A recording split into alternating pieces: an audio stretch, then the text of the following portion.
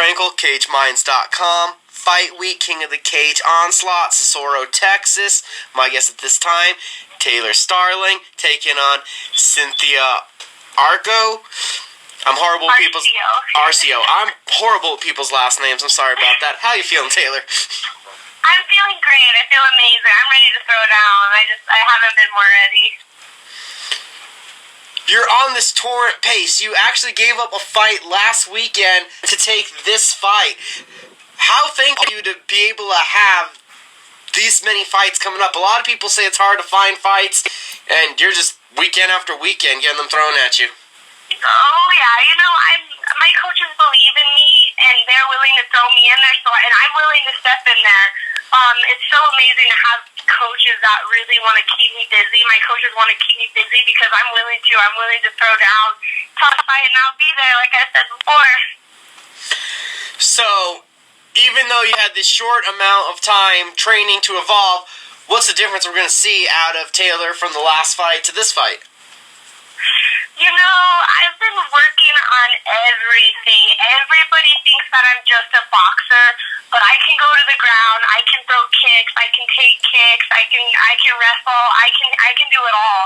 And that's the thing is, you know, every fight's different, and I just know that I will be whatever comes at me, I'm gonna go blow for blow, and I'm doing it all. So I just think everybody expects me just to box. You know, that's not the case. I don't only box, I do it all.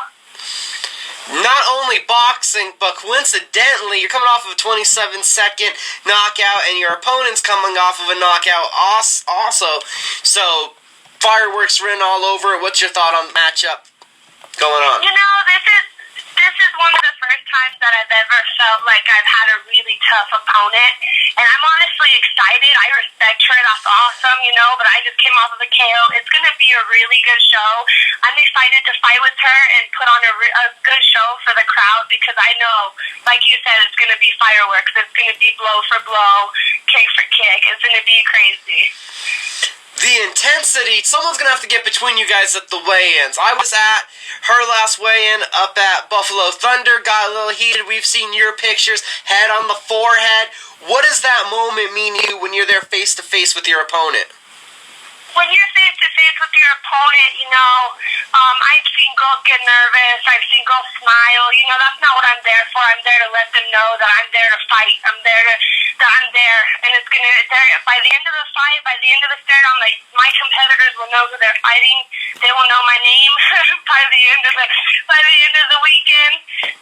You know, it's honestly too a respect thing. I just like to do it. It's just fun. It's a lot of fun. To me, it's a game, you know. Fighting is a big dance. You've got this competitive pitbull kind of bubbly personality, and you've only been going at this for a few months between training really MMA and getting in these fights. What does your personality and the person you are help make this process and you accelerate and grow so quickly? You know, I feel like one, I'm really outgoing, and I love being around people. And in fighting, I get to be around lots of great people who are willing to show me so many cool things, and it's hard to be negative when you have such a good thing going for you, you know. And I'm willing to work for it, so I could be nothing, but I can't be anything but positive. What part of training has been the hardest for you to grasp onto, the part you've had to put in the most effort to learning? You know, honestly, you would think it would be kickboxing or boxing or wrestling or jiu-jitsu.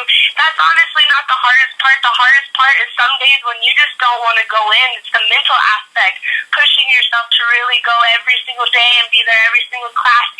That's the hardest part to me because there's days, you know, you work really hard and you don't want to go to the gym sometimes.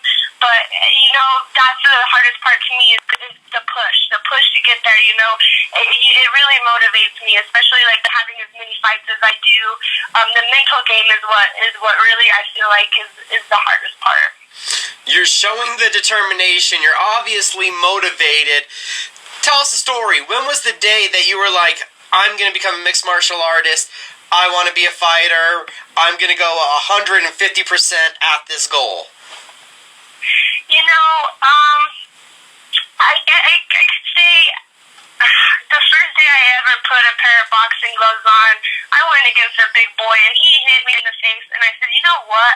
I want to be that. I want people to see me and go, man, that chick is awesome. She's not only a cute little bubbly girl, but she can also take somebody's head off. And you know, going with the big boys and stuff like that. I mean, it takes a lot. I mean, just being a female fighter, you gotta respect us women fighters. You know, I think that's what it was. Is like, you know, I wanted the respect, and I wanted people to know. I want people to know who I am.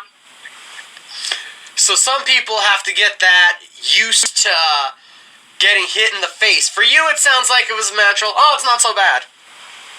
You know, honestly, I like to say that us fighters kind of have a few screws missing. Because who really wants to go and get hit in the face? Me, personally, I love it. I love that. I'm like, oh yeah, when someone hits me, I've had a few boys who will spar me and not even want to throw a punch, and I'm like, come on, like, I want you to punch me. I love it. It's just a thrill. It's fun. Like I said, it's a big dance, and it's a lot more technical than people think, and I love that aspect of fighting. I love the technical part of it. So, how much now, you've talked about the mental, the pushing yourself to get up, how much now have you gotten to the mental of visualizing your fights and spending that downtime still consistently thinking about the upcoming bout? You know, to be completely honest with you, I had a really rough week this past week. I lost my best friend, and, you know, there's people who, you know, say, why me, why this, you know, why did this happen to me?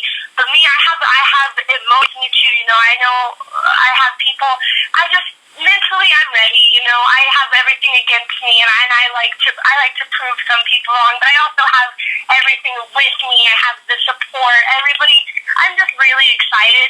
What I think about when I think of the fight is I think of everybody who's pushed me to this point, who's really worked with me and helped me, and I want to go in there and show them, you know, this hard work and dedication wasn't wasted at all. What's something you got to get done in this fight to get the W? You know, I got to go in there and beat Taylor Starling. That's what I got to do. And then I'm sure you need to dedicate this fight to your friend. Who else did you want to thank right now? All that good stuff. Yes, I do want to dedicate it to my friend. His name is Nate Corbett. He passed away last Monday, and I know he'll be shining on me when I'm in the cage. I want to thank my coaches, of course, Arlene, Tom, JJ, all of my teammates who have been working really hard with me to get me where I am and giving me that extra push. And I want to thank my work family at Anatolia, too, because they've been really so supportive and helping me diet, and they've just been giving me the push. So I just want to thank everybody who's supporting me and helping me and really just pushing me to go this far. Everyone, King of the Cage, this Saturday, Socorro, Texas. It's Onslaught. Best of luck, Taylor. Great catching up with you again. It was great to talk to you. Thank you, Micah.